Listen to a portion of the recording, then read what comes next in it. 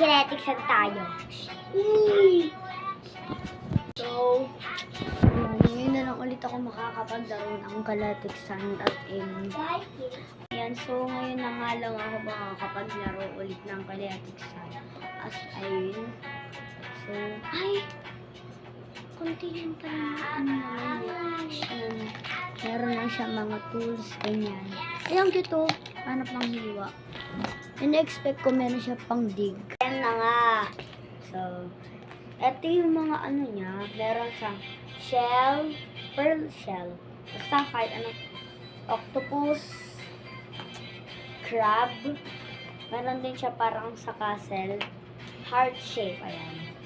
Tapos, eto. May inflatable din siya. Ayan o, cute. My God, una-una kong gagawin. Ito lang yung tools niya. Tatlo lang siya. So, yun. Mag-curve-curve tayo din.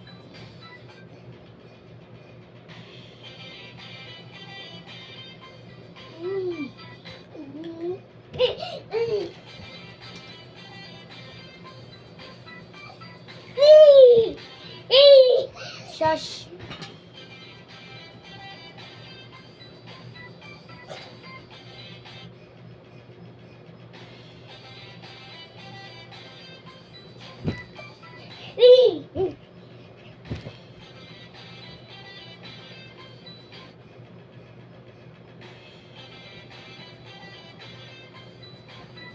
Okay.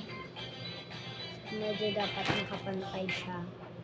Hulaan nyo, ano yung ano yung gagawin ko ditong team? Hulaan nyo, lagay nyo sa comment section. Oh, wait lang ha, hintayin nyo.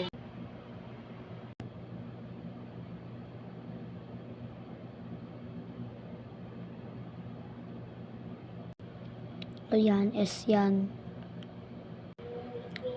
Ang clue ko dito sa ginagawa ko ay yung name niya ay lalaki siya. Ang name niya is, ang first letter na name niya is J. At of course, mahal natin siyang lahat. Never. And 3, 2, 1. Si Jesus! Ang medyo napalpak ako sa S. Pero okay yan. Tapos eto. Gagawa dapat ako ng heart kasi mahirap siya i-curve like igaganto mo. Tapos hindi mo magawa sa kabila. Ayun, nagawa ko nga.